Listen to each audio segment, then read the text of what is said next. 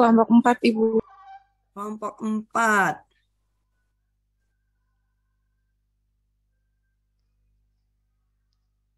Baik. Saya review sedikit ya sebelum masuk ke presentasi. Kemarin sudah UTS. Gimana teman-teman UTS-nya?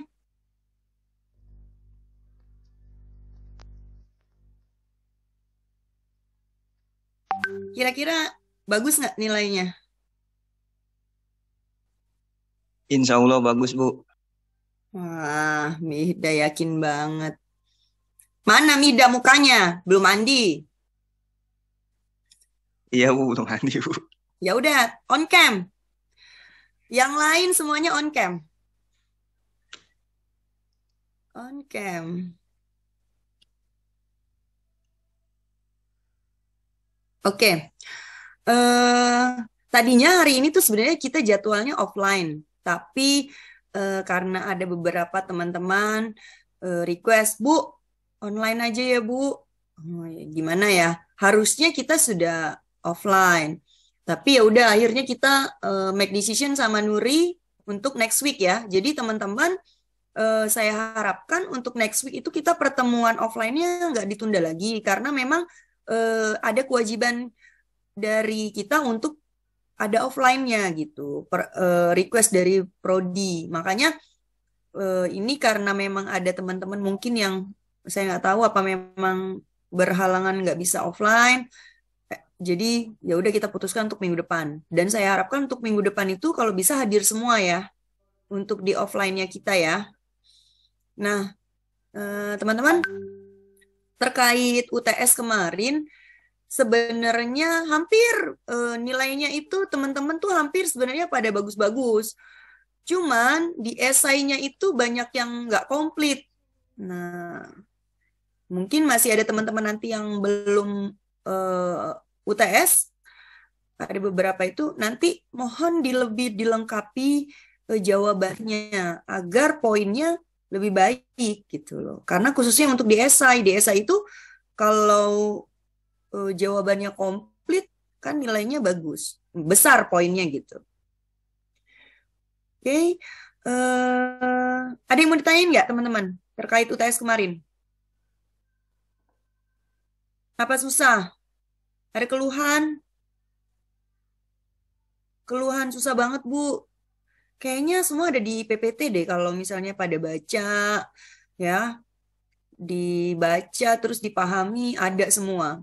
Apalagi online, pasti bisa lah. Si Farah kemana Farah? Mida, Bella, yang cowok-cowoknya pada kemana nih?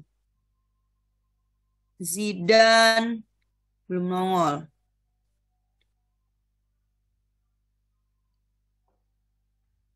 Oke, Nuri, terkait minggu depan kita kalau bisa tetap offline ya. Maksudnya positif offline ya, nggak ditunda lagi karena nggak kita bingungnya nanti ini kan sudah akhir tahun.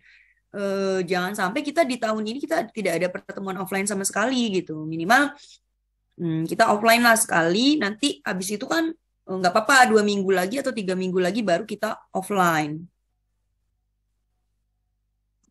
Oke, si Jadwal. Farah sedang ada kegiatan. Oke, nggak apa-apa.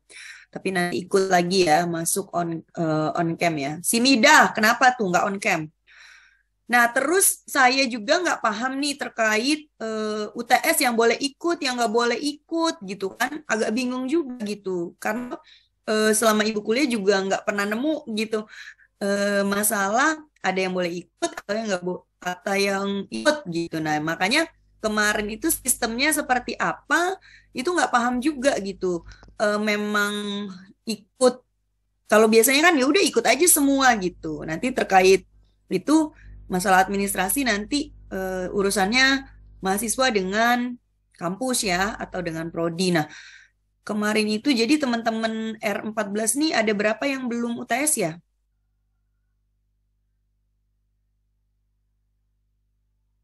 Ada berapa ya? Kalau, Jangan. kalau dari yang saya kumpulin hanya ada 14 orang yang ngirim ke saya, Bu. Cuman Hmm. kalau eh, ngirim ke Kariska, Hmm. terus dari Kariska ngirim ke Ibu, itu saya kurang tahu, Bu, karena nggak ada Ini cuman konfirmasi. Bella aja sih kayaknya. Terus si Mihda kemarin gimana Mihda? Emang kamu gimana tuh? Kamu udah tuh ya kemarin soalnya ada info katanya Mida nggak ikut, tapi ada jawaban. Ibu bingung juga tuh. Enggak, kalau mohon maaf Bu, kalau saya waktu itu kalau terkait masalah bayaran saya udah Bu. Hmm, Saya juga ngumpulin ke Nuri juga Bu. Tapi kamu akses soalnya di mana? Di LMS? Di Nuri Bu. Akses soalnya? Oh, Dapat akses soalnya soalnya, saya dapat buat soalnya. di LMS. Oh ya udah, nggak apa-apa. Ibu, maaf ya, tidak ibu tidak ini kan masalah apa maksudnya administratif karena itu kan sifatnya pribadi ya teman-teman. Maksudnya itu lebih sensitif gitu terkait itu. Nah makanya ibu juga dapat inian dari kampus dari prodi, Bu ini yang belum bisa UTS. Terus ada jawaban banyak banget. Terus yang masuk ternyata eh, beda gitu. Makanya ibu tuh agak bingung apakah sistemnya ini yang belum gimana ya masih kebingungan di sistem mungkin ya kita juga nggak tahu ya teman-teman ya makanya nah kalau bisa teman-teman yang belum UTS segera jangan tertinggal ya kan nanti takutnya makin numpuk nih materi yang kita eh, pelajari nanti makin banyak jadi makin ini sedangkan UTS kan itu ada beberapa materi ya dari sampai sebenarnya kita sampai gas sampai debu ya tapi karena ya udahlah debu materinya baru gitu ibu juga mau bikin soal tentang debu nanti makin banyak teman-teman makin bingung itu aja kemarin cuma 5 esai itu teman-teman udah kelabakan padahal itu udah ada yang kita belajar tugas kita ada di slide PPT ibu gitu sebenarnya kalau teman-teman baca teliti tuh ada semua makanya harus baca gitu sebelum ujian baca semuanya dibaca jadi pas ujian oh iya ya ini kayaknya slide yang ini deh PPT yang ini deh jadi teman-teman tuh paham gitu nggak perlu diapalin sih sebenarnya oke sudah siap yang mau presentasi terkait faktor kimia gas-gas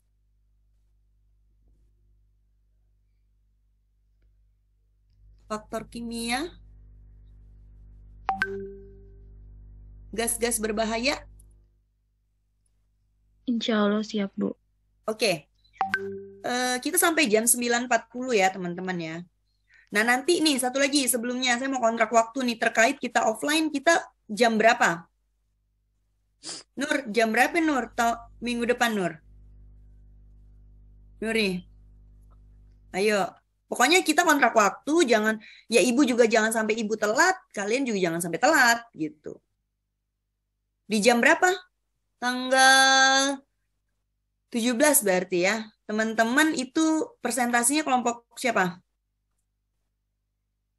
Kalau presentasi kelompok saya, kelompok 4 ini hari ini terakhir, Bu. Oke, tapi kita masih banyak materi, kita itu lagi, Nur. Lanjut, Nuri. Jadi biar TikTok nanti setelah presentasi ibu baru masuk. Jadi biar teman-teman tuh, oh iya ya, begini, nanti ibu bom lagi dengan materi ibu, jadi lebih paham gitu loh. Nanti buka RPS aja, Nuri, nanti ini kan kelompok ini, nanti mulai lagi kelompok 1 lagi. Kocok aja tuh. Masih ada berapa ya? Sebentar. Kan kita kemarin sampai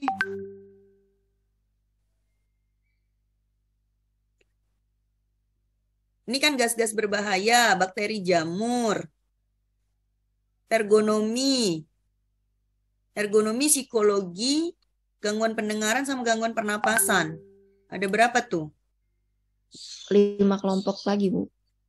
Nah, ya udah tuh pokoknya teman-teman random kocok siapa yang dapat itu coba.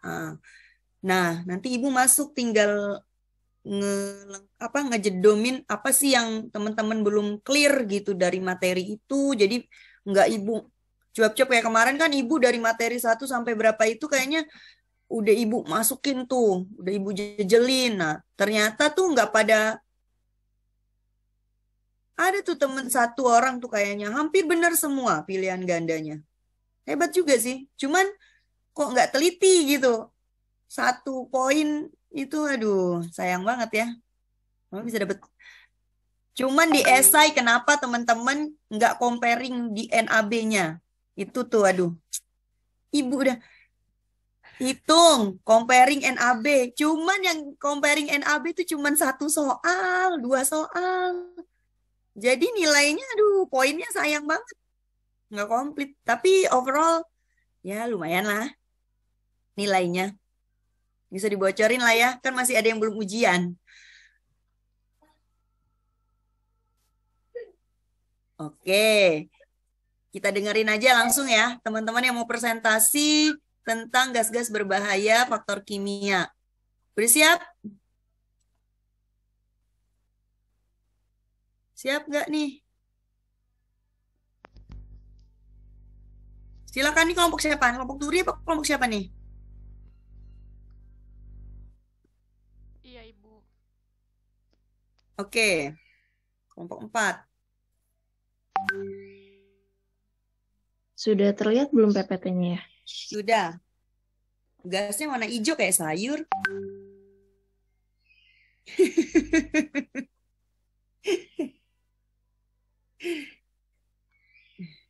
Oke. Saya mulai ya, Bu. Oke, silakan. Assalamualaikum warahmatullahi wabarakatuh. Waalaikumsalam kelompok warahmatullahi wabarakatuh. Kami dari kelompok 4 akan membahas tentang faktor kimia gas berbahaya. Next. Yang beranggotakan ada Anissa Wahyuni, Farah Lutfia, Jacqueline Gaspers, Nuri Prisma, dan Sarah Salsabila.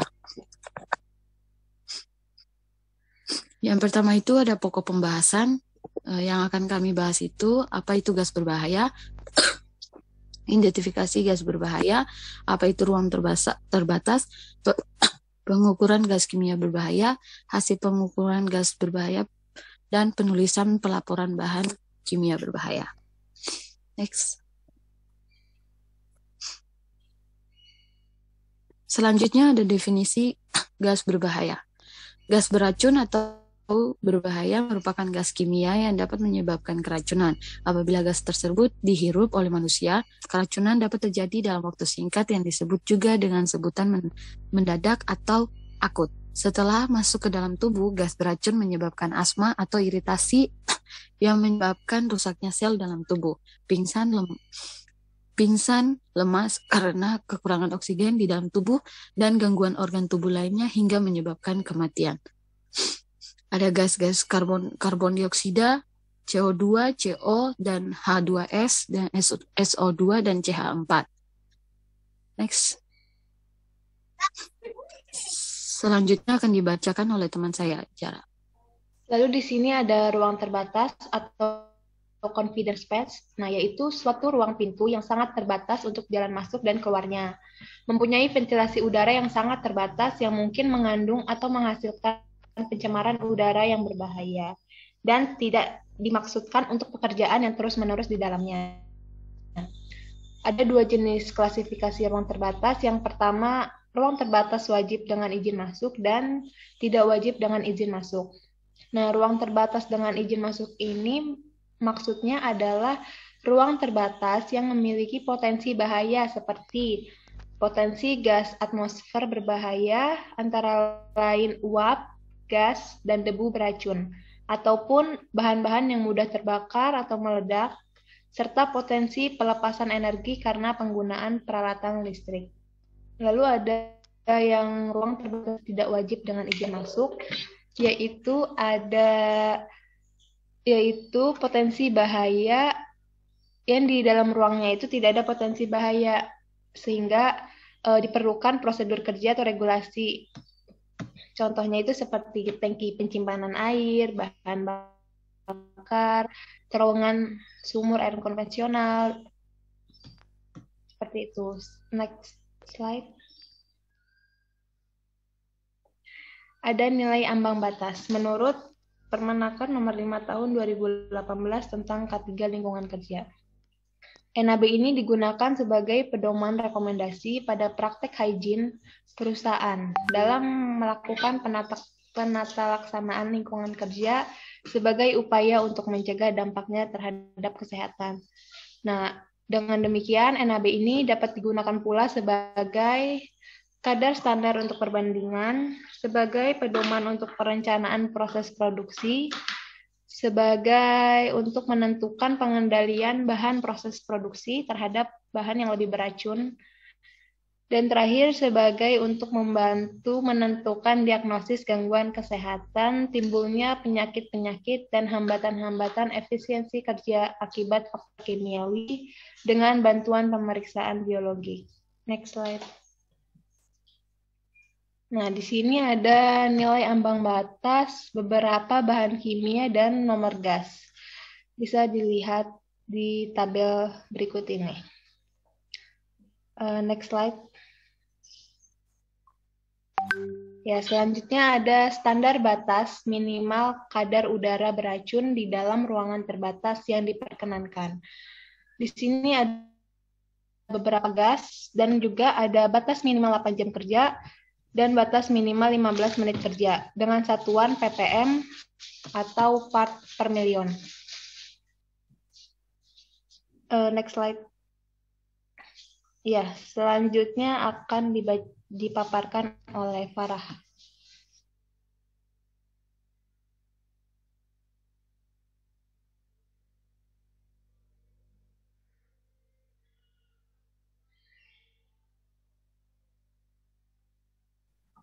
Karena Farah sinyalnya sedang hilang, mungkin bisa saya bantu.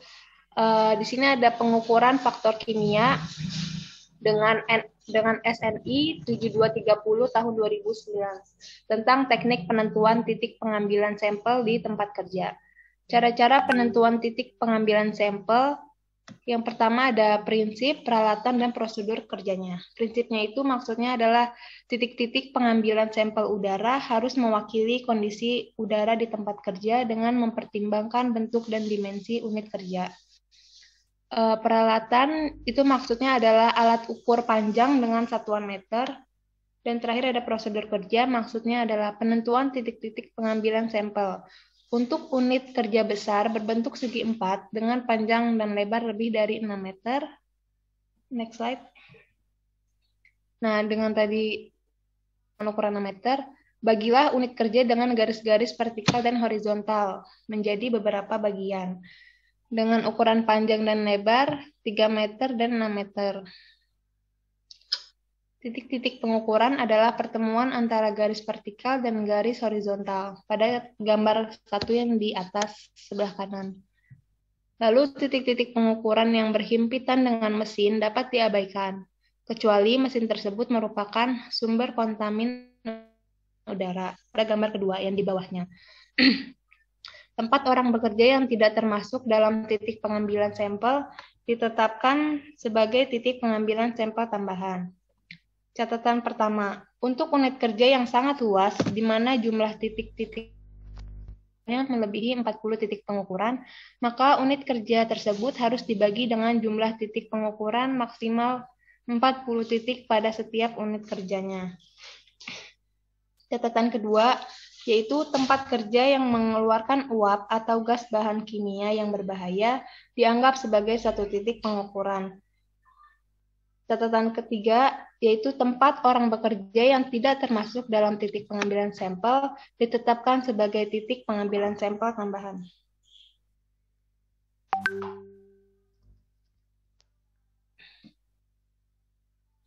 Selanjutnya dibacakan oleh Anissa Wahyuni. Selanjutnya ada pengukuran dengan menggunakan gas detektor. Gas detektor adalah alat untuk mendeteksi adanya gas pada suatu tempat. Gas detektor sangatlah penting karena banyak gas kimia beracun yang mungkin menyatu dengan udara dan dapat membahayakan keselamatan manusia. Gas detektor dapat digunakan untuk mendeteksi sekurang-kurangnya 3 hal, yaitu gas yang mudah menyulut api, gas beracun, dan penipisan oksigen. Contoh gas atau uap di udara yang dapat dideteksi antara lain seperti hidrokarbon, karbon monoksida, karbon dioksida, hidrogen sulfida atau H2S, oksigen. Pada umumnya alat ini banyak digunakan pada bidang atau industri yang berhubungan dengan tempat yang rawan terjadinya kebocoran gas seperti pabrik, lokasi pertambangan, kilang minyak. Next. Selanjutnya ada jenis gas detektor. Yang pertama ada combustible atau flammable gas detektor atau pendeteksi gas mudah terbakar. Merupakan alat yang dapat mendeteksi dan mengukur kandungan gas atau uap suatu zat yang mudah terbakar atau menyala di udara. Hasil pengukuran pada explosimeter dalam bentuk persen di bawah LIL atau lower explosivity limit. Yang kedua ada toxic gas detector atau pendeteksi gas beracun. Merupakan alat untuk mendeteksi adanya gas yang berbahaya dan beracun di suatu ruangan. Alat ini biasanya digunakan pada saat akan memasuki ruangan tertutup yang terdapat kemungkinan adanya gas beracun yang dapat mengakibatkan keracunan, sesak napas, bahkan kematian. Yang ketiga ada oxygen analyzer atau pendeteksi gas oksigen. Merupakan alat yang digunakan untuk mengukur konsentrasi oksigen dalam suatu ruangan. Tujuannya adalah untuk melindungi pekerja akibat dari kekurangan oksigen, terlebih lagi pada aktivitas dalam ruangan tertutup atau area ruang sempit. Selanjutnya ada cara penggunaan gas detektor. Yang pertama, tekan tombol on off sampai berbunyi alarm satu kali, yaitu bunyi beep. Tunggu 20 detik, tertera pada layar monitor. Sambungkan ujung pompa menggunakan selang gas detektor untuk pengukuran pada tempat yang sulit terjangkau. Kemudian, gas detektor akan memulai mendeteksi gas-gas yang sesuai dengan peraturan di alatnya, seperti O2, CO, dan H2S. Kemudian, catat hasil pengukuran pada daily gas detector form. Perhatikan ketika aktivitas pengukuran. Pastikan alat terjaga dengan baik, jauhkan dari bahaya terkena cairan, getaran, dan benturan yang dapat merusak alat. Setelah digunakan, nonaktifkan gas detektor. Tekan tombol on off. Pada layar monitor akan muncul tanda H yang ditandai dengan bunyi beep 3 kali. Tahan sampai instrumen benar-benar off. Selanjutnya ada pelaporan menggunakan MSDS. MSDS atau Material Safety Data Sheet atau disebut juga lembar data keselamatan bahan adalah dokumen yang berisikan informasi mengenai potensi bahaya seperti kesehatan, kebakaran, reaktivitas, dan lingkungan, dan cara bekerja yang aman dengan produk kimia. Ini adalah titik awal yang penting untuk pengembangan program keselamatan dan kesehatan yang lengkap. MSDS juga berisikan informasi tentang penggunaan, penyimpanan, penanganan, dan prosedur darurat, semua yang terkaitan dengan material. Berikut ada contoh lembar MSDS bahan yang sering digunakan di laboratorium atau perusahaan. Ini contoh MSDS asam sulfat.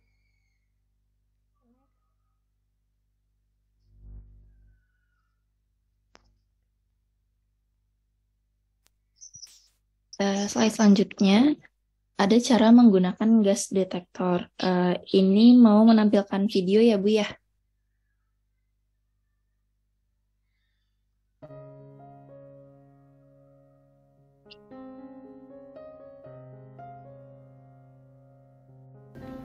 Halo, Assalamualaikum warahmatullahi wabarakatuh. Kembali lagi di channel seputar kerjaan. Kali ini saya akan membahas terkait dengan gas detektor ya. Jadi teman-teman udah pada tahu kan ya, kalau di industri migas khususnya itu salah satu potensi bahaya yang paling tinggi adalah dari munculnya atau adanya gas beracun ya. Sebenarnya bukan hanya di industri migas saja sih ya teman-teman ya. Mungkin teman-teman sudah pernah mendengar ada beberapa kejadian kematian yang terjadi di masyarakat kita karena ada masyarakat yang menghirup gas beracun ya. Salah satu contohnya itu adalah pada saat menggali sumur ya. Jadi menggali sumur pada kedalaman tertentu, akhirnya yang bersangkutan itu meninggal di dalam ya, seperti itu. Jadi kalau di masyarakat kita itu kan saya mendengar dari cerita-cerita orang tua kita dahulu ketika akan menggali sumur itu untuk mengecek sumur tersebut itu ada gas beracun atau tidak, itu ada beberapa metode ya teman-teman ya. Jadi yang pertama salah satunya itu adalah menggunakan lilin ya. Jadi teman-teman mungkin tahu ya, prinsip dari segitiga api itu harus ada panas, kemudian bahan bakar dan oksigen ya. Jadi kalau ada salah satu dari ketiga unsur ini tidak tercukupi, maka tidak akan terjadinya api ya. Jadi kalau misalnya di bawah sumur itu ada gas beracun, otomatis kan tidak ada oksigen ya. Jadi ketika lilin diturunkan, apabila lilin itu mati, maka bisa dipastikan di bawah itu ada gas beracun ya. Ataupun ada metode kedua yaitu dengan cara menurunkan ayam ataupun burung ya. Jadi ayam ataupun burung kita turunkan ke bawah. Ketika diangkat itu mati, otomatis itu di bawah ada gas beracun ya. Kalau memang tidak ada gas beracun, baru nanti masyarakat akan turun untuk menggali sumur itu kembali ya, seperti itu. Jadi kalau di industri migas kita menggunakan alat yang cukup canggih ya. Kita menyebutnya adalah gas detektor ya. Gas detektor ini ada dua sistem ya, yaitu menggunakan pompa dan tidak menggunakan pompa. Jadi yang akan saya bahas kali ini adalah gas detektor yang menggunakan pompa itu sendiri ya teman-teman ya. Oke, sebelum ke cara penggunaan gas detektor, mungkin teman-teman ada yang tahu nih, di dalam atmosfer kita itu terdiri dari kandungan gas apa saja sih? Ada yang tahu? Bisa tulis di kolom komentar ya. Jadi kalau teman-teman membaca ya ketika sekolah SMA dulu ya pada pelajaran kimia, jadi di dalam atmosfer kita itu terkandung gas nitrogen sebesar 78%. Kemudian gas oksigen yang kita gunakan untuk bernafas itu adalah 20,9 atau kita membulatkannya menjadi 21 ya persennya. Kemudian sisanya 1% gas adalah gas lain yang ada argon, kemudian helium, hidrogen dan lain sebagainya lah, sehingga mencapailah 100% ya.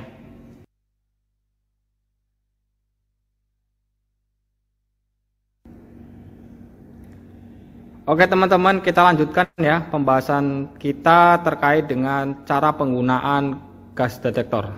Jadi gas detektor yang saya gunakan ini adalah gas detektor merek BW dari Honeywell dengan tipe Max XT2.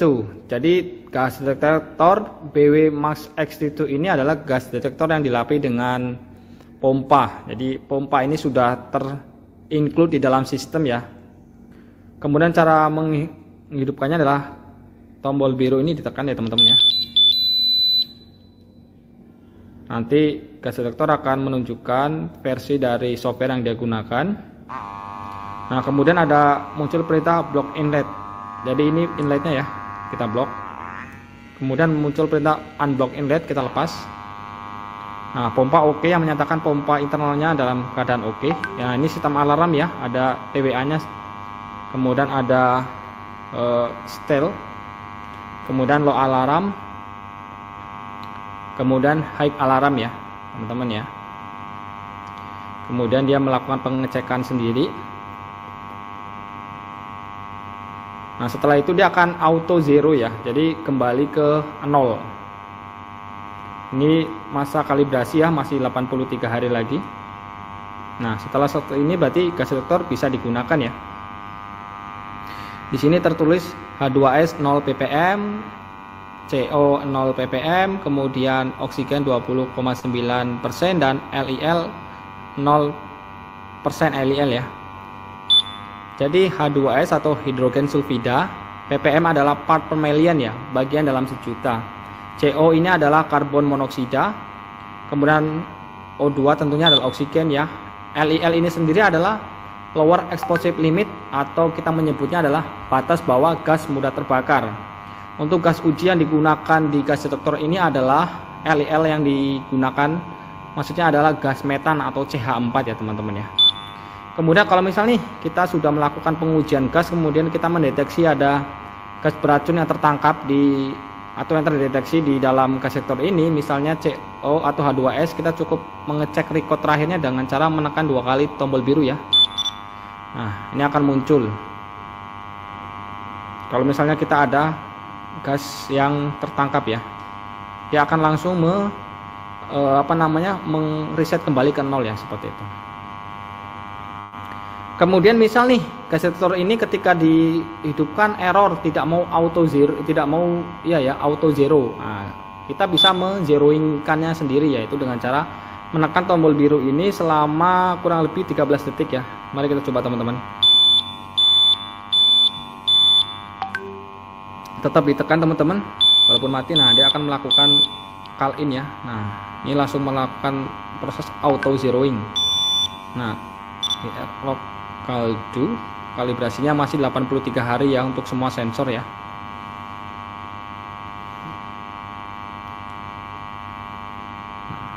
Jadi gas detektor tipe BW Max X2 ini yang menggunakan pompa itu sangat cocok sekali digunakan untuk proses inisial gas testing ya. Jadi digunakan pada saat awal ya, pada saat awal pekerjaan sebelum dilakukan, misal ketika akan melakukan pekerjaan di area tangki ataupun hot work, ini sangat ini ya, karena dia sistemnya adalah mengambil sampel. Kemudian gas detektor ini juga dilengkapi dengan selang ya teman-teman ya. Selang ini panjangnya sekitar, saya kurang tahu pasti, mungkin sekitar 2 meter sampai 3 meter ya. Ini bisa kita gunakan untuk extend ya. Kita masukkan di sini saja seperti ini. Jadi tujuannya ini untuk mengambil sampel di area yang jauh ya, misal di dalam tangki ya. Jadi kita tidak harus masuk, jadi cukup menggunakan selang ini saja ya, seperti itu. Kemudian jika misalnya teman-teman nih, kalau selama dia menggunakan pompanya dihidupkan, itu akan sangat boros sekali baterainya ya teman-teman. Jadi kalau misalnya hanya untuk monitoring pekerjaan, kita bisa mematikan pompanya ya, dengan cara yaitu membuka cover bagian depannya teman-teman ya. Mari kita buka.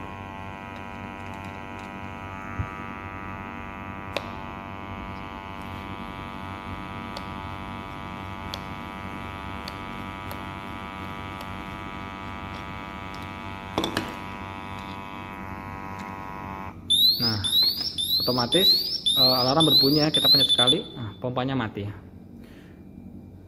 Nah, ini mati, tetap gas detektor masih berfungsi ya, hanya saja dia sistem pompanya kita matikan ya. Jadi dia tidak akan bisa menyedot, hanya mengambil sampel dari gas yang lewat di depan sensornya saja. Tadi ketika pompanya menyala, dia akan mengambil sampel menyedot ya. Kemudian kalau kita ingin menghidupkan kembali, kita pasang aja covernya teman-teman, seperti ini.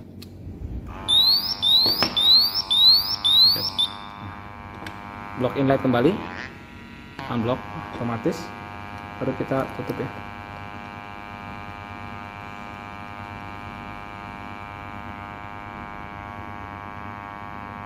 Oke. Kemudian untuk mematikan kita pencet lagi ya, selama 3 detik otomatis dia akan mati. Oke teman-teman, kita lanjut ya. Jadi kalau teman-teman tadi perhatikan ya, pada saat gas detektor ini dinyalakan, itu kan ada setting alarm ya teman-teman ya. Jadi setting alarm di gas detektor BW Max X2 ini ada 4 ya teman-teman ya. Yang pertama adalah setting point untuk TWA, atau kita menyebutnya adalah time wake average atau nilai membatas ya. Jadi nilai membatas yang digunakan untuk bekerja selama 8 jam ya. Jadi untuk nilainya adalah sebagai berikut ya teman-teman ya. Kemudian untuk setting point alarm yang kedua adalah still ya, atau short term export limit ya, atau paparan singkat yang diizinkan ya. Jadi paparan singkat yang diizinkan ini kurang lebih selama 15 menit ya. Untuk setting point alarmnya sendiri adalah sebagai berikut teman-teman ya. Kemudian yang selanjutnya adalah setting point alarm low alarm ya teman-teman ya. Low alarm ini berfungsi ketika gas detektor mendeteksi dalam tingkatan low, dia akan menyala ya. Nilainya adalah sebagai berikut. Kemudian yang selanjutnya adalah setting point alarm pada setting point high ya, jadi pada nilai tertinggi ya. Untuk nilainya adalah sebagai berikut. Kemudian kalau teman-teman perhatikan, gas detektor ini ada 3 alarm ya. Yang pertama adalah alarm nyala ya, alarm cahaya, kemudian alarm getar, dan alarm sound ya. Kalau dia mendeteksi gas beracun yang sudah melebihi dari set point alarm, itu ketika jenis alarm ini akan aktif ya, baik itu cahaya maupun suara dan getar ya teman. Oh ya, jangan lupa gas detektor ini juga wajib dikalibrasi ya. Dikalibrasinya ini ada yang per 3 bulan, ada yang juga per 6 bulan ya, tergantung dari permintaan user ya. Tapi rata-rata gas detektor ini dikalibrasi selama 6 bulan sekali ya. Tujuan kalibrasi adalah untuk memastikan bahwa nilai ukur dari gas detektor ini adalah sesuai dengan manufaktur ya, benar-benar nol. Yang dimaksud di gas detektor adalah nol ya, nolnya alat ukur ya, seperti itu ya. Baik, mungkin itu aja ya yang bisa saya sampaikan. Jika teman-teman pernah mengoperasikan gas detektor dengan tipe lain, silahkan tulis di kolom komentar ya. Mungkin berkenan untuk berbagi ke kita cara penggunaannya seperti apa, itu bisa silahkan tulis di kolom komentar ya. Oke, terima kasih. Sampai jumpa di lain kesempatan. Assalamualaikum warahmatullahi wabarakatuh. Dadah.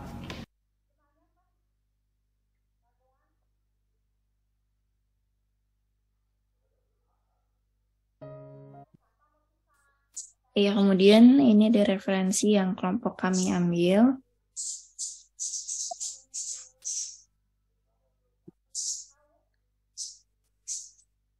Sekian presentasi dari kelompok kami, kurang lebihnya mohon maaf. Ada yang ingin bertanya?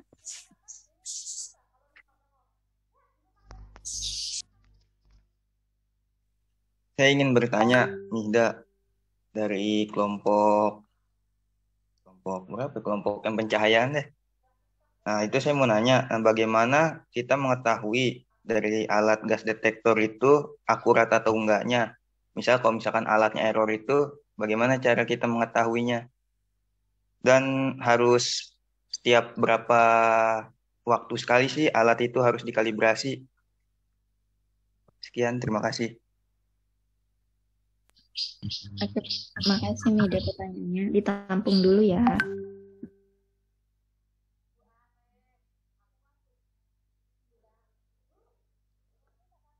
Nggak, lanjut, boleh lanjut. Tuh kayaknya di kolom komentar ada yang nanya tuh, Nuri. Rusdi kayaknya nanya tuh. Iya, dari Rusyidi Yogi.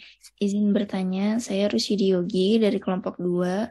Pelatihan apa saja untuk para pekerja yang ada di ruangan berisi gas berbahaya? Terima kasih.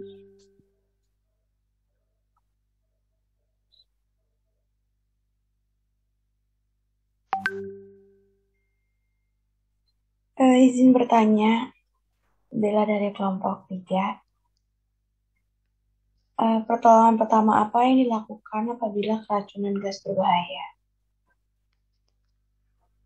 Terima kasih. Makasih Bella.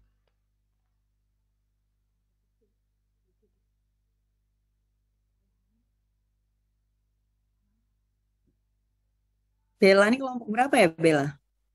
2 ya? Kelompok 3, Ibu. Nuri ini kelompok berapa? Kelompok 4, Bu. Pertama pencahayaan. Kedua radiasi ya? Iya. Ketiga Kimia debu. debu. Oh iya, benar. Oke. Lanjut. Udah ya, 3 ya nanya ya? Dijawab dulu mungkin, boleh. Kelompok diskusi tanya pertanyaannya.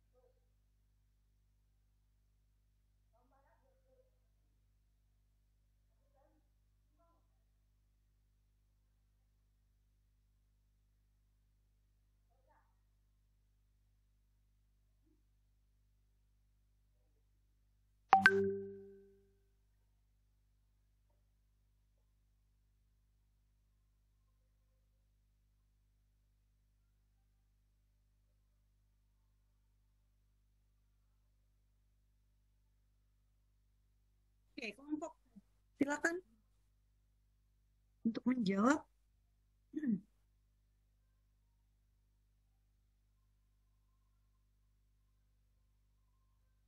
Kayaknya ada beberapa yang nggak hadir ya. Satu orang aja, Bu. Siapa? Jidan, Bu. Oh, kemana Zidan? Belum nggak tahu, Bu. Nggak ada info. Iya, nggak ada. Oke, silakan dijawab. Izin menjawab pertanyaan dari Bella. Tadi pertanyaannya, pertolongan pertama apa yang dilakukan apabila keracunan gas berbahaya gitu ya? Jawabannya tuh menjauhkan korban dari sumber karbon monoksida dan memberikan oksigen murni. Lalu karbonnya harus diistirahatkan dan diusahakan tenang. Korban. Terus meningkatnya gerakan otot menyebabkan meningkatnya kebutuhan oksigen sehingga persediaan oksigen untuk otak dapat berkurang. Seperti itu Bella, apakah sudah jelas? Jelas, terima kasih Nuri Prismaliani. Ya, sama-sama Bella. Oke, yang lain silakan dijawab.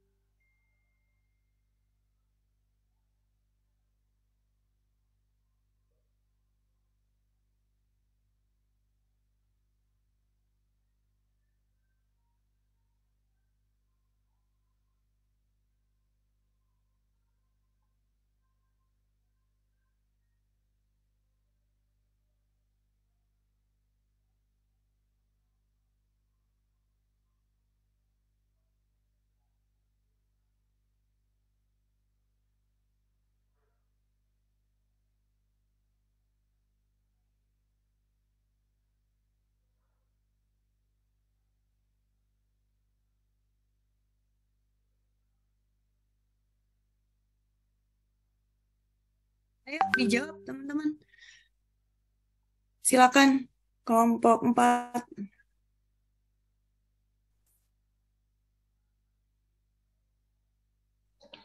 Izin menjawab dari pertanyaannya Mida.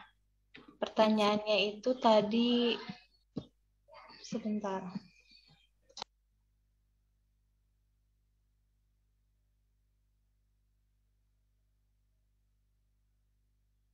Pertanyaannya bagaimana cara kita mengetahui alat gas detektor akurat atau tidak dan berapa kali dikalibrasinya. Nah, untuk mengetahui alat tersebut error atau tidak itu biasanya nanti di alat detektornya itu tertulis, ada tulisan gitu warning errornya atau enggak.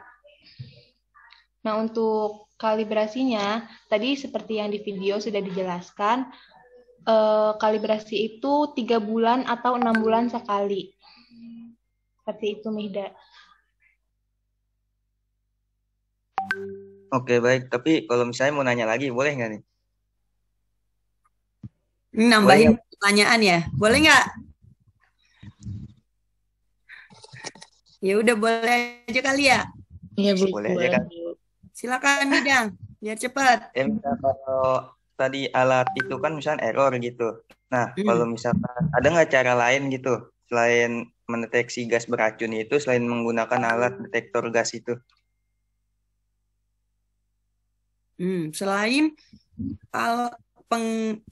menggunakan alat gas detektor yang tadi tampil di video, Anda nggak menggunakan alat lain untuk mengecek gas di tempat kerja ya? Iya, Bu. Itu pertanyaan tambahan sih sebenarnya. Silakan kelompok. Tapi sebelum itu kita kasih kesempatan kelompok untuk diskusi dan juga coba dijawab tadi. Pelatihan untuk pekerja tadi. Pelatihan apa aja sih yang diperlukan pekerja yang ada di ruangan berisi gas berbahaya? Dia perlu pelatihan apa saja? Nah, tentunya kalau ngomong pelatihan ini pelatihan yang tersertifikasi ya oleh Kemenaker.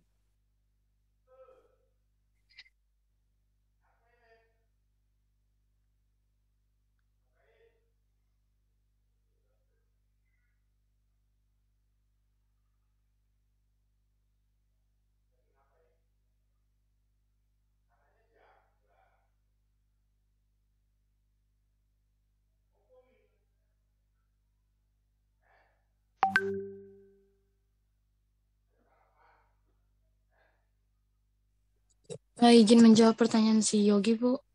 Baik, silakan. Pelatihan apa saja yang harus diikuti untuk bekerja di ruang yang berisi gas berbahaya?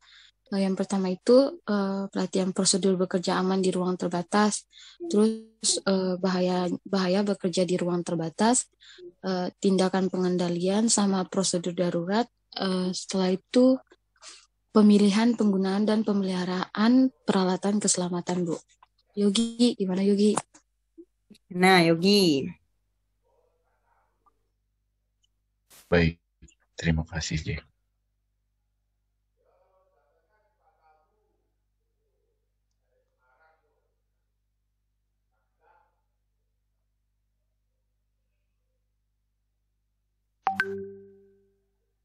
Dari Mida tadi silakan. Iya, untuk silakan Nuri. Ya, untuk pertanyaan Mida tadi kan selain alat itu, apakah ada alat lain?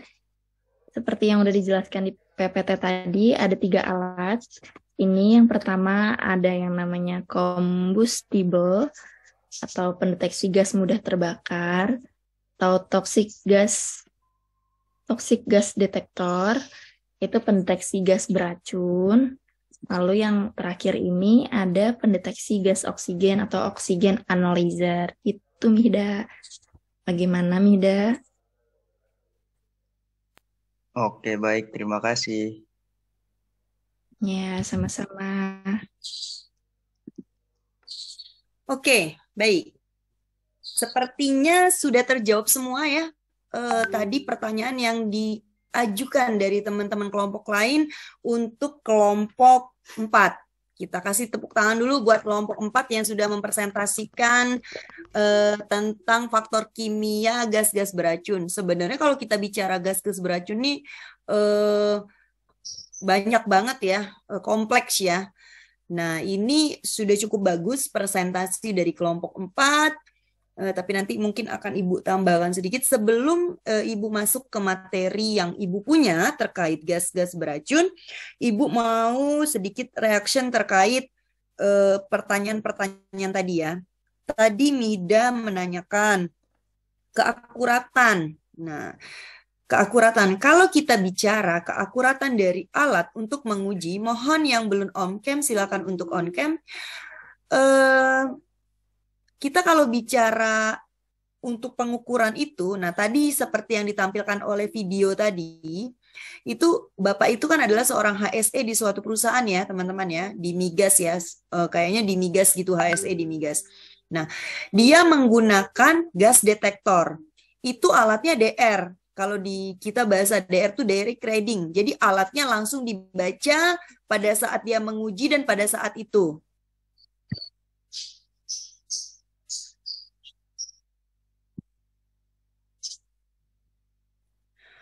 Oke, nah itu direct reading teman-teman. Tapi itu dia sifatnya hanya untuk mendeteksi saja pada saat yang sewaktu-waktu.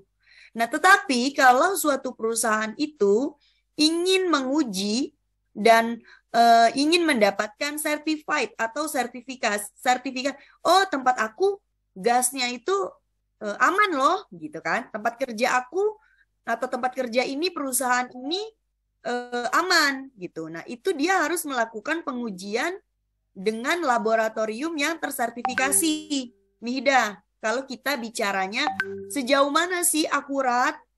Nah, sejauh mana nih memang dia, kita yakin nih nggak ada gas beracun di tempat kerja ini. Nah, tadi kita harus melakukan pengujian di laboratorium yang tersertifikasi dengan pengujian tidak dilakukan saja dengan direct reading atau dengan alat pembaca langsung.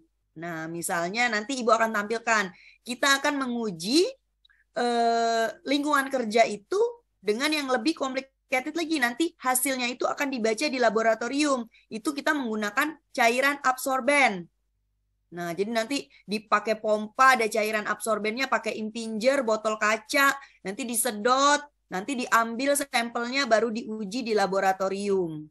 Ya, teman-teman ya. Nah, jadi teman-teman nanti, oh kok kayaknya simple banget. Nah, Ibu paham tadi, Mida kok cuman kayak gitu ya, Mida? Akuratnya tuh. Nah, kalau cuma direct reading seperti itu, dibaca langsung kayak gitu, kayaknya agak worry ya, kesalahan tingkat tingkat bias kesalahan dari nilainya mungkin ada kemungkinan untuk tidak akurat seperti itu. Oke, bagus nih pemikirannya kritis. Nah, tadi untuk terkait biar misalnya kita mengesampingkan, maksudnya mengurangi nilai agar nggak akurat tadi apa? Tadi sudah dibahas juga sama kelompok ya, udah benar tuh. Ada kalibrasi dong, 6 bulan sekali atau 1 tahun sekali. Nah, itu dilakukan untuk menjaga keakurasian dari alat yang langsung dibaca di tempat. Nah, untuk hanya sekedar internal audit atau kita misalnya menginternal audit diri kita sendiri, kita mengkoreksi diri kita sendiri terkait gas-gas beracun yang ada di tempat kerja. Tetapi kita harus melakukan pengujian dengan eksternal audit atau pemeriksaan dari memang lab yang sudah terakreditasi tadi dengan pengujian yang lebih detail ya. Oke, sampai di sini paham ya? Terkait tadi pertanyaan dari Mihda ya teman-teman ya.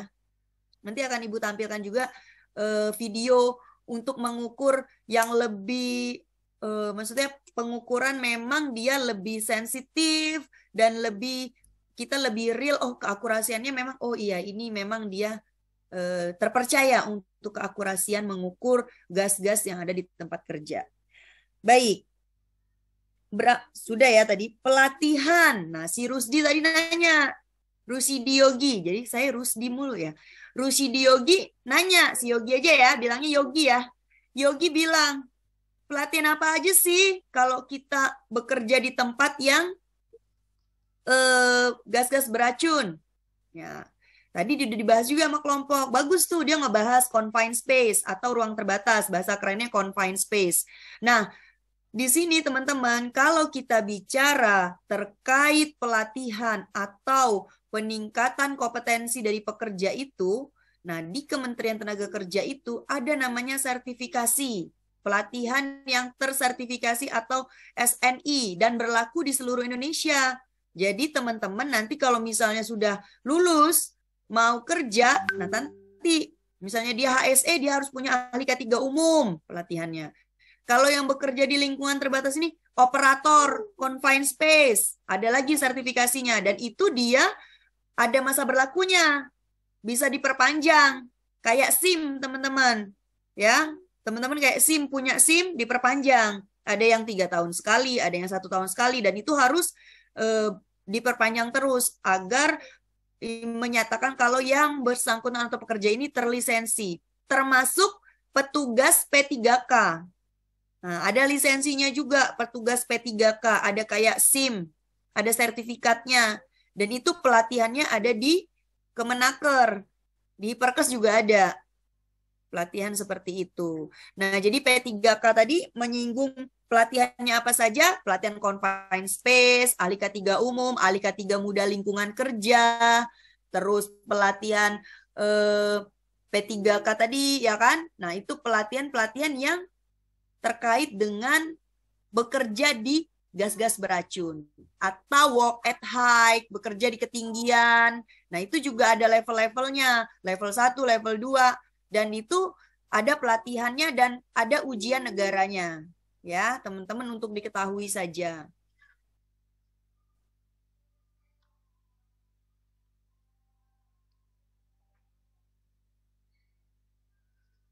Oke, maaf ya. Nah, untuk tadi dibahas juga, gimana sih kalau misalnya ada yang keracunan gas atau P3K-nya seperti apa? Nah, ini tadi kalau bicara P3K, kita bicara sesimpel yang disampaikan oleh Nuri, itu udah overall udah hampir benar. Tapi kalau memang kita mau bicara lagi tadi terkait lisensi dari pegawai,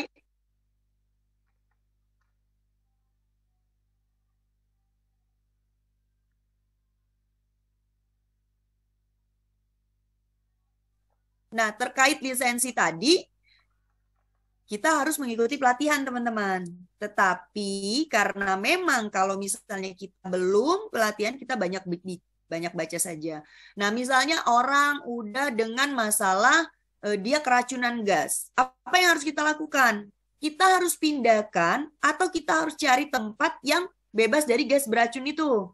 Kita bawa, ya kan? Kita harus keluar dulu tuh dari lingkungan kerja yang ada gas beracunnya. Kita kasih dia di ruangan yang terbuka, ya, atau dia misalnya tertutup, dibuka semua jendela, pintunya dibuka agar gas-gasnya keluar. Nah, terus kita juga harus melihat dia bernapasnya gimana. Kalau misalnya dimungkinkan di tempat situ ada oksigen, kita berikan dia oksigen. Kalau tidak, kita harus lihat dia masih bernapas nggak. Kalau tidak bernapas, kita harus beri napas buatan, bantuan hidup dasar.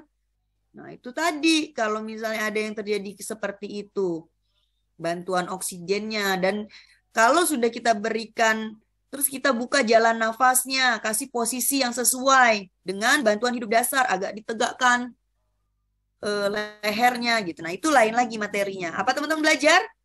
Bantuan hidup dasar udah belajar belum?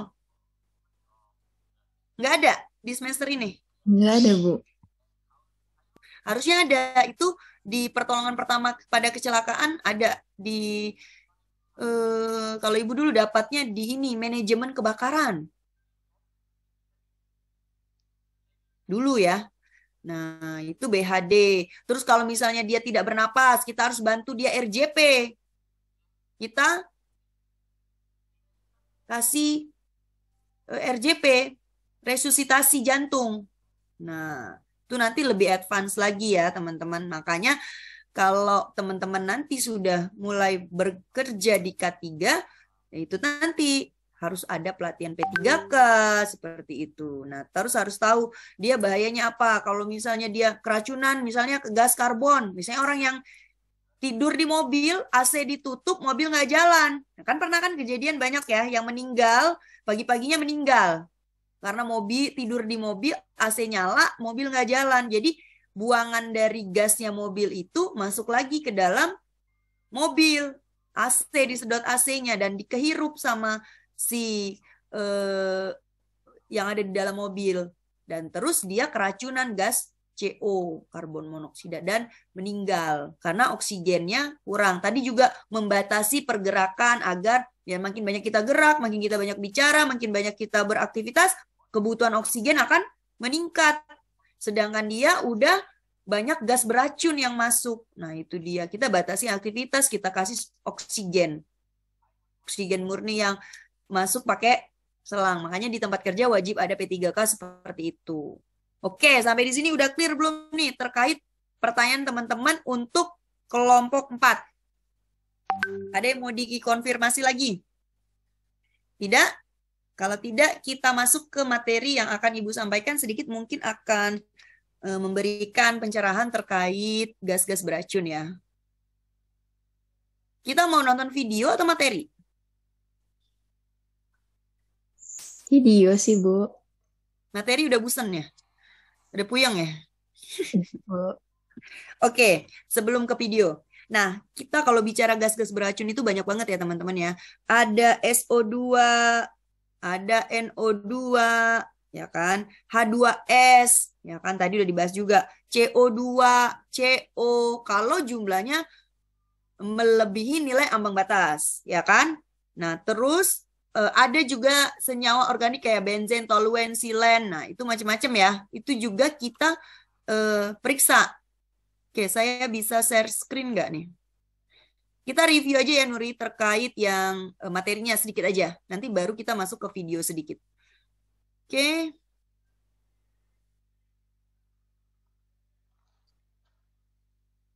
Apakah sudah tampil, teman-teman? Sudah Bu, sudah terlihat Bu. Sudah, oke, sebentar. Nah, ini ya teman-teman. Kita kalau bicara bahan kimia, kemarin sudah ya ini terkait debu. Kalau debu tadi kan ada juga yang kita pakai filter sama kita pakai direct reading atau dust track yang bisa dihisap terus dibaca langsung. Nah, itu namanya direct reading. Alatnya membaca langsung pada saat yang bersamaan. Oke? Teman-teman harus bisa bedain. Nah, untuk senyawa anorganik, udara lingkungan kerja dan udara ambien serta personal itu ada logam dan non-logam. Nah, logam apa aja? Logam kita nggak usah bahas dulu, tapi kalau logam secara overall itu diabsorben dengan cairan, disedot ya kan, dengan flow yang sesuai, terus nanti akan dianalisa di laboratorium dengan namanya alat yang sangat canggih yang namanya analisa Atomic Absorption Spectrophotometry. Itu ada alatnya. Nanti teman-teman kalau ke Hiperkes, nanti teman-teman lihat ya, alat AAS itu kayak apa sih? Gede alatnya. Itu untuk menganalisa sampel yang kita ambil dari lapangan atau dari tempat kerja. Nanti teman-teman akan lihat. Nah ini nih, ada nih, Ibu contoh alatnya nih. Nih. Nah, nanti kalau udah ada sampel, nanti Sorry. Nah, nih teman-teman bisa lihat nggak nih? Tampil ya. Nah, ini tadi yang Ibu bilang, ini namanya, teman-teman harus tahu nih, perhatiin teman-teman. Jangan sampai nanti pas ujian UAS nggak ngerti nih. Padahal alatnya sangat minimal, terus ada semua di PPT, masih nggak. Aduh, saya udah bingung deh. Jawabannya ada semua. Nah, ini namanya impinger. Ingat-ingat ya, botol kaca ini namanya impinger. Ini harganya mahal. Impinger untuk nanti ini ada bolongnya nih untuk menyedot atau pakai pompa disedot nih udara dari luar. Nah, ini nanti ada cairan absorben untuk menyerap dari udara yang akan kita serap dari lingkungan kerja. Nanti baru kita lakukan analisa nanti pakai Atomic Absorption Spectrophotometer. Nanti dianalisa di sini nih cairan sampel yang kita sudah sedot di lapangan tadi, di tempat kerja ya teman-teman ya. Overall seperti itu. Oke. Non-logam senyawanya apa aja sih? SO2, NO2, CO, NH3, H2S, HCl, H2SO4, OX. Ya. Nah ini apa sih Bu? Banyak banget. Ini kimia. Ya. Ini ikatan kimianya. Nanti teman-teman lihat. Apa sih ini? Terus dia apa sih gangguan kesehatannya? Buka di apa tadi, Nuri? Di kelompok 4 sudah dibahas. MSDS ya teman-teman ya. Biar tahu, nih bahayanya buat kesehatan pekerja apa. Buka. Oke. Nih, SNI berbeda setiap senyawa menggunakan absorben atau penyerap yang berbeda pada senyawa yang berbeda. Alat sampling impinger bisa diparalel untuk beberapa parameter. Mempunyai laju alir yang berbeda. Nah, banyaknya pengukuran dalam satu shift tidak ditentukan SNI. Berarti SNI menentukan titik sampelnya saja. Tadi sudah ada di kelompok Nuri cara menentukan titik lokasi sampel ya Nuri ya. Terkait SNI-nya ada. Teman-teman nanti bisa baca. Minta dibagikan saja sama kelompok 4. Grab. Rata-rata 1 jam kecuali OX 30 menit untuk pengukurannya. Nah ini diingat. Jadi kalau Ibu tanya, berapa lama pengukuran untuk gas-gas beracun untuk parameter ini dan ini? Nah, 1 jam teman-teman, kecuali OX 30 menit. Ingat, jadi nanti kalau di soal muncul, oh iya ya, kemarin 1 jam. Kalau OX 30 menit mengukurnya. Ini pakai absorben. ya pakai cairan penyerap. Oke. Nah, sampel direparasi dengan penambah reaksi pewarna kecuali NO2 dan CO bisa langsung dibaca. Pembacaan dengan spektrofotometri UV VIS. Suhu, tekanan, kelembaban, GPS, dan keadaan lingkungan dicatat dalam form lapangan. Nah, ini ada rumus. Halo, ngitung lagi ya guys. Tapi tenang aja. Mudah-mudahan nggak keluar di UAS. Amin. Amin. Oke. Nah, ini teman-teman. Si Mihda tadi bilang, ini akurat nggak sih pakai alat begitu doang nguji gas? Nah, kan kita sempat, kalau kita analisis, oh iya, bener juga nih Mihda nanya, akurat nggak sih? Nah, coba teman-teman lihat. Kalau ngerasa nggak akurat, mintalah lab yang sudah tersertifikasikan untuk menguji dengan menggunakan absorben, teman-teman. Seperti ini, pakai impinger, ada pompanya, disedot, nanti cairan ini udah nyedot, udah nyerap, gas yang beracunnya apa, nanti dibacalah dengan menggunakan tadi ya, alat untuk menginikannya. Nah, ada juga kalau untuk gas kolorimetrik tube CL ya, ada juga ini, tapi kita jarang pakai. Ada tube detektor tadi. Nah ini tadi sama kayak alat yang tadi ya Nuri, yang teman-teman lihat di video. Ini namanya alat DR atau direct reading. Alat yang ada sensornya dan langsung membaca. Sensor itu melihat gas yang lewat dan langsung membaca nilainya. Untuk keakurasiannya itu tergantung alat yang digunakan dan alat ini berapa setahun harus sudah ada berapa kali dia kalibrasi. Itu. Oke. Pengambilan sampel. Nah, ini untuk yang senyawa organik ya. Tadi kita nggak bahas, tapi teman-teman nggak apa-apa, biar tahu aja. Ada benzen, toluen, silen, N-heksan, metil etil keton, MEK, metil merkaptan, metil sulfida, dan VOC. Bukan Belanda ya, VOC-nya ya. Menggunakan media arang. Kalau ini kita lain lagi nih. Nah, seperti ini. Ini namanya charcoal atau media arang untuk menyerap benzen, toluen, silen atau senyawa organik.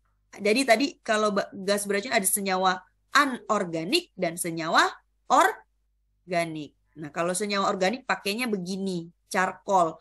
Nah, nih kecil begini nih. Nanti nyedot dia nih. Nih, ini ada kayak filternya. Di sini ada media arang.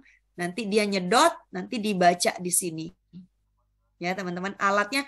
Jadi dia sistemnya dibaca, dianalisa di laboratorium, nanti dikasih cairan untuk menginikan arang tadi, nanti baru dibaca di alat. Cairan-cairan tadi dianalisa, kayak orang meriksa darah ya, di laboratorium darah ya, kalau analisa lab ya. Nah, ini tapi bahan kimia. Oke, terima kasih. Sampai sini teman-teman ada yang tanyain nggak?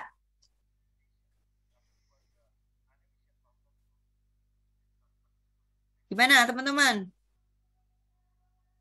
Tambah bingung? Enggak kan? Clear lah ya. Ayo mau nanya nggak? Ayo. Gimana teman-teman? Tambah bingung, pusing apa enggak? Ngomong dong. Nanti jangan sampai ujian. Ini antara saya yang nggak bener ngejelasin atau teman-teman yang nggak merhatiin atau gimana gitu loh. Bingung juga gitu kalau sampai nggak paham. Perasaan ibu udah yang sedetail-detailnya dijelasin gitu.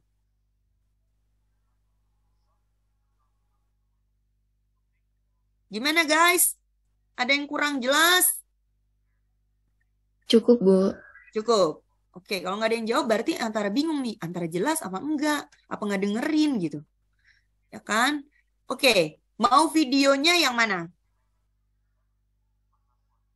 Yang direct reading satu contoh aja ya. Sama yang pakai impinger ya. Yang larutan penyerap ya. Oke. Boleh, Bu. Boleh ya, sebentar. Ibu share yang untuk... Coba.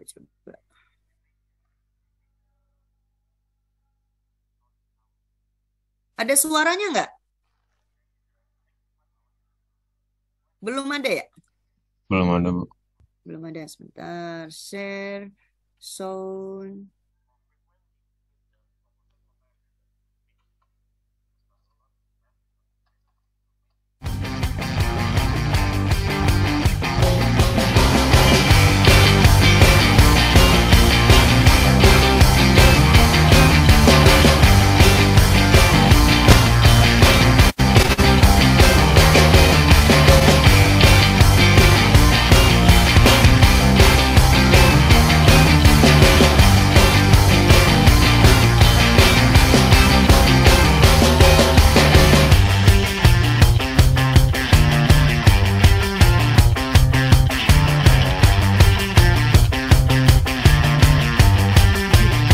Jadi prosesnya panjang ya. Kalau pakai larutan itu kita minta bantuan dari analis dari laboratorium. Dia akan menyiapkan cairan penyerapnya. Jadi kita nanti kalau yang sampling cairan penyerapnya disiapkan oleh orang bagian laboratorium. Apalah, apa?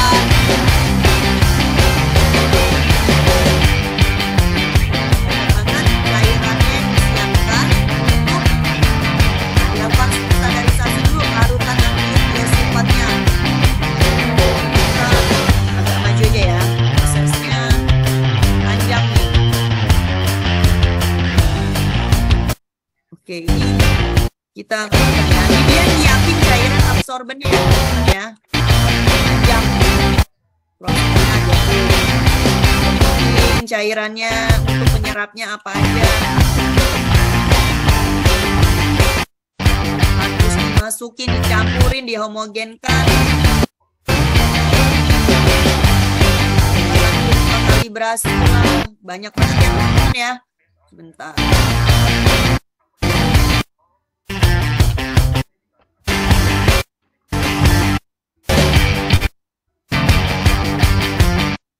Nah ini. Kita udah ngambil contoh, ngambil sampel dengan SO2 ya. Ini udah disiapkan cairan dari tugas laboratoriumnya. Kita ambil cairan yang sudah disiapkan, kita masukkan ke dalam beaker. Beakernya tadi dibungkus pakai apa itu? Aluminium foil. Seperti itu tuh. Macam ada SO2, ada NO2, kadang-kadang ada N2S. Pinggirnya paralel ya.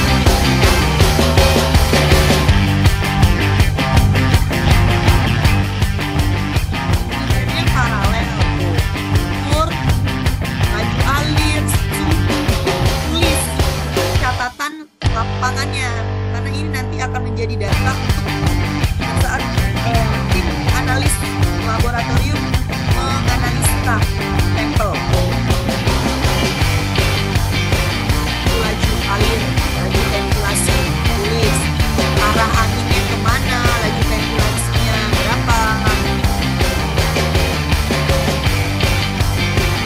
Data laju alir dan flow. Semuanya berapa flow-nya?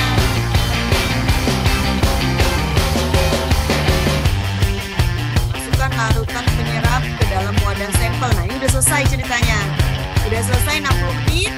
Ambil, tuang ke botol sampel untuk dibawa lagi ke laboratorium. Masukkan ke dalam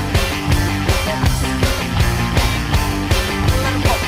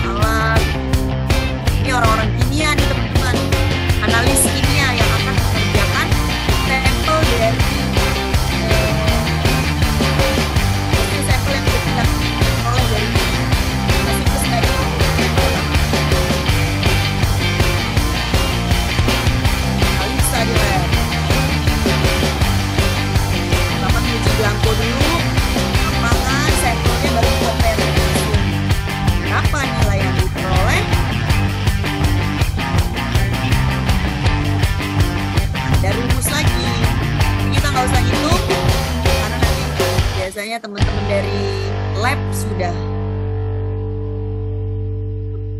Oke. Gimana teman-teman? Panjang ya prosesnya ya. Nah, itulah yang selalu kita lakukan di Hypercast. Kalau misalnya ada perusahaan besar yang dia, kalau dengan alat direct reading doang yang mereka punya, HSE punya, kayaknya kurang akurat ya Mihda ya. Gimana sih? Nah, itu tadi Mihda. Dengan absorben yang panjang banget prosesnya, dari bagian analis laboratorium, analis kimia lab ya, nyiapin nih absorben. Tolong dong samplingin, ambilin sampelnya. Masuk impinger, masuk alat, dipompa 1 jam. Udah 1 jam, dari titik yang mau diperiksa, dituang lagi ke botol, baru dianalisa di laboratorium. Nah, gitulah prosesnya ya, kira-kira teman-teman ya. Dapat gambaran nggak? Dapat, Bu. Dapat deh. Irsyad, gimana? Clear nggak? Syad, nggak ada suaranya, Syad. Bu. Clear. Oke. Tadi ya, jadi kalau kita melakukan, kita mau mengeluarkan, biasanya di perusahaan atau di PT itu ada namanya satu ya, atau audit 45.001. Nah, itu dia harus melakukan pengujian seperti yang tadi, teman-teman. Ada dengan menggunakan lebih real ya, absorben tadi. Dengan pengujiannya 1 jam. Disedot udaranya selama 1 jam. Kecuali OX ya, OX cuma 30 menit. Oke, sampai sini ada yang ditanyakan nggak terkait pengujian? Sudah mau 9.40, 10 menit lagi. Clear ya? Kalau yang direct reading, seperti tadilah kurang lebih. Seperti yang dicontohkan di videonya Nuri. Itu biasanya CO, CO2, O2, biasanya pakai direct reading. Kecuali H2S, ya kan? SO2, NO2, NH3, itu dia pakai absorben, pakai larutan penyerap. Kayak tadi prosesnya panjang. Melalui lab, dibaca pakai spektrofotometer alatnya, gitu ya. Oke, sampai sini ada yang mau ditanyain? Yang direct reading mau ditampilin nggak Nuri videonya? Nggak usah, sama aja sih. Teman-teman, alat direct reading nggak usah ya, sama aja sih. CO, CO2 dia ppm. Part per million satuannya. Debu, kemarin udah ya debu kita nggak bahas. Sekarang kita bahas gas-gas ya. Oke. Clear nggak teman-teman? Jangan sampai ibu yang nanya nih. Ada yang mau ditanya nggak? Nggak ada yang mau nanya. Nilai UTS-nya gimana? Iya itu Bu. Gimana tuh Bu nilai UTS Bu? Ya lumayan lah. Kalau UASnya nanti bagus ya lumayan lah. Bisa bantu-bantu buat nilai kalian.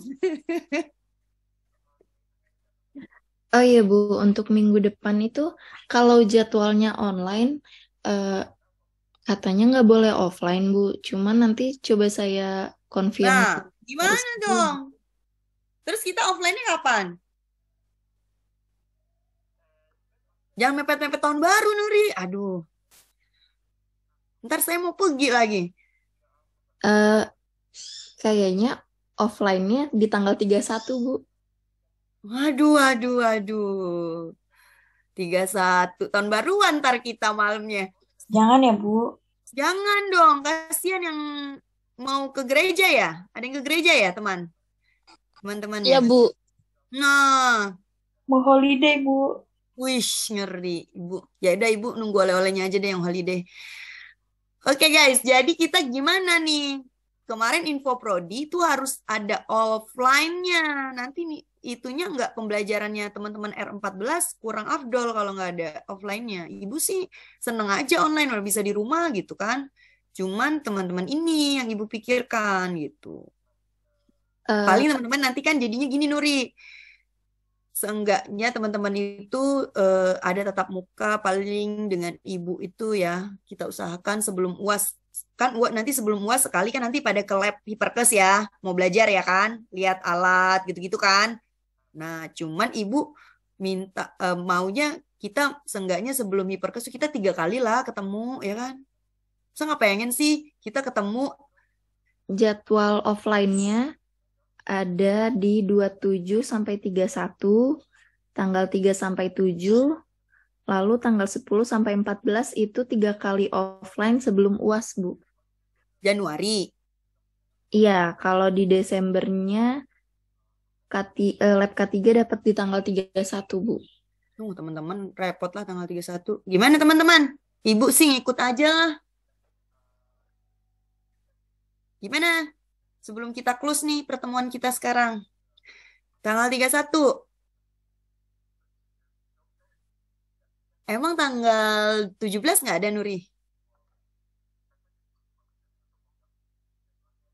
Tanggal 17 dan 24 itu online, Bu. Harusnya hari ini dong ya. Gimana dong? Ada offline lagi di Januari. Di Januari kita berapa kali lagi? Gak usah, offline? Bu. Pengen balik, Bu, ke pulau. Balik kemana, Ardi? Balik, Bu, ke pulau, Bu. Pulau mana? Tempat tinggal saya, Bu. Ya emang mana? Ditanya nggak dijawab. Takut banget minta oleh-oleh. Pulau Tidung. Oh, ke Tidung. Wah, boleh nih kita ke Tidung. Gimana ya? Kasian juga sih. Jadi kita offline terus Desember. Terserah sih Ibu, ikut aja. Nuri, coba tanya sama Mbak Rizka. Lagi sama Nuri untuk pembelajaran online-nya, Bu. Pembelajaran offline-nya. Kenapa? Ya mungkin nanti bisa dikonfirmasi lagi, Bu, terkait waktunya sama sekret juga. Siapa tahu bisa diusahain, Bu, nanti tanggal 17. Nggak, tanggal 17. Kalau misalnya tanggal 17 nih ya, menurut Ibu, pertama kita win-win solution. Teman-teman juga kan maksudnya pasti ada rencana mau kumpul bareng keluarga, mau pulang atau gimana ya kan. Nah, jadi kalau tanggal 17 menurut Ibu itu tengah-tengah banget, jadi nggak mepet yang mau pada mudik atau yang mau pada gereja, yang mau ibadah ya kan. Jadi kita tanggal 17 itu tengah-tengah deh, teman-teman juga enak lah waktunya gitu untuk arrange-nya. Nah, seenggaknya di tahun ini kita sekali ketemu. 2022 sekali lah kita ketemu. Masa nggak pengen ketemu sama Ibu? Aduh. Terus, ya kan? Nah, terus nanti setelah itu di Januari kita ketemu kali. Seenggaknya kita 2-3 kali lah ketemu sebelum kita ketemu di Hiperkes. Teman-teman ngapelin Ibu ke Hiperkes, ya kan? Gitu. Gimana? Nanti saya coba konfirmasi dulu ya, Bu. Oke. Yes aja. Yang penting teman-teman kita sama-sama mantap lah. Pokoknya kita sama-sama happy ya. Jangan sampai nanti, aduh Ibu sih masuk tanggal 31.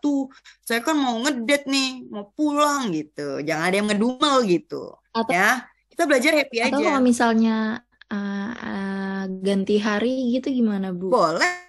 Hari apa? Tapi jangan mendadak. Ibu soalnya sering pemeriksaan ke perusahaan ya. Maksudnya Ibu lagi nggak di kantor, pergi ke perusahaan, nguji lingkungan kerja gitu. Nah, teman-teman juga maksudnya jauh-jauh hari kasih tahu Ibu hari apa. Misalnya sore ya. Sore bisanya, jangan siang. Jam-jam 3 mungkin ya.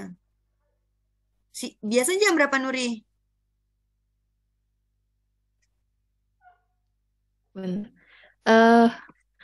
Karena kita nggak pernah ada yang offline sama sekali, Bu. Nah, gimana kok saya diminta offline sih? Mungkin itu kayak pertimbangan balik lagi ke dosennya mau atau enggaknya offline seperti itu, Bu. Tapi kemarin saya tanya, Mbak Rizka emang wajib offline? Gitu. Katanya habis UTS kalau bisa ada yang sekali atau 2 kali lah, Bu, offline gitu. Gak ngerti deh Ibu. Iya, itu sebenarnya balik lagi sih Ibu ke dosennya. Kalau misalnya ibunya mau tetap ada offline-nya, mau nggak mau kami mahasiswa juga mengikuti Ibu. Tapi kalau Ibu mau online terus juga nggak apa-apa gitu, Bu. Ya udah. Kebanyakan dosen memang online terus, Bu. Paling ada 1-2 yang pengen offline juga, pengen ketemu. Siapa? Ada yang offline? Belum 14? Belum ada. Kalau K3, kalau Promkes ada, Bu. Mungkin ngikutin Promkes tuh Nuri, karena Promkes ada yang offline, jadi K3 nggak boleh nggak ada yang maksudnya Ibu sih senang-senang aja online. Maksudnya apa karena comparing Promkes, jadi biar kalau tuh gini nanti pada saat akreditasi jadi ya emang hybrid ya udah ada offline-nya juga gitu kali. Ya udah sekarang gini aja. Nanti infoin Ibu kalau memang di tanggal berapa Bu, yuk kita offline tanggal sekian. Nah, tapi teman-teman udah harus ready loh. Presentasi Ibu nggak mau ada yang izin-izin nggak masuk. Kalau mau datang, kalau kita mau janjian offline semua masuk. Kalau bisa, harus Baik, bisa Bu. sih. Ini ada waktu itu Bu Loveria, siapa tuh? Iya, mata kuliah seminar kesehatan, Bu. Oh iya, kalau Itu seminar ada kesehatan. offline-nya. Oke. Ya udah, nanti kabarin Ibu kapan nanti itu ya. Oke? Baik, Bu, nanti saya konfirmasi ke bagian sekre dulu ya, Bu. Iya, Ibu sih nggak apa-apa, Nuri. Maksudnya Ibu sih senang-senang aja mau online juga nggak apa-apa. Nanti kalau misalnya mau offline-nya pas ketemu aja di Hiperkes boleh gitu. Tapi kalau misalnya, Bu, emang harus ada offline sekali atau 2 kali. Nah, kan kita nggak, gimana ya Nuri, Ibu cuma ikutin aja. Maksudnya jangan sampai nanti kehalang di pada saat akre kampus. Kalian kan juga sayang nanti kalau akre kampusnya nggak tercapai. Nanti itu, biar akreditasi kampusnya baik juga, nanti kan kalian lulusannya juga bagus gitu loh. Kan digunakan pada saat ngelamar kerja gitu kan. Oke? Nah, oke. Sebelum ditutup, seperti biasa kita SS.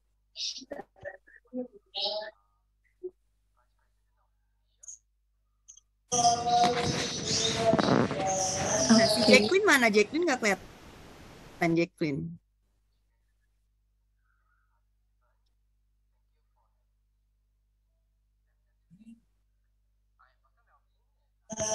Satu, 2, 3. Sekali lagi. Oke, sudah Ibu. Terima kasih banyak, Ibu. Baik, ya sama-sama. Nah, jangan lupa nanti Ibu dikabarin, Bu, ternyata nggak apa-apa Bu, online terus. Atau Bu, nanti kita offline-nya pasti ketemu di Hiperkes sebelum UAS. Kabarin aja ya Nuri ya. Ibu tunggu informasinya. Nah, nanti kalau misalnya Bu harus ada offline, ya udah kita tentukan jadwal yang memang tidak membebani, baik itu teman-teman ataupun Ibu juga bisa hadir, teman-teman juga nggak ngerasa beban untuk hadir. Misalnya kalau Bu tanggal 31, wah tanggal 31 jangan deh, kasihan teman-teman yang memang harus ibadah atau harus ke gereja di tanggal itu. Ya, oke teman-teman, mudah-mudahan pertemuan hari ini ada yang nyangkut, walaupun cuma sedikit, ya, jangan lewat bless. Mudah-mudahan menambah ilmu pengetahuan teman-teman semua. Lebih kurangnya Ibu mohon maaf apabila ada salah kata, salah sikap. Wabillahi taufiq wal hidayah. Wassalamualaikum warahmatullahi wabarakatuh. Sampai ketemu sesi selanjutnya. Terima kasih.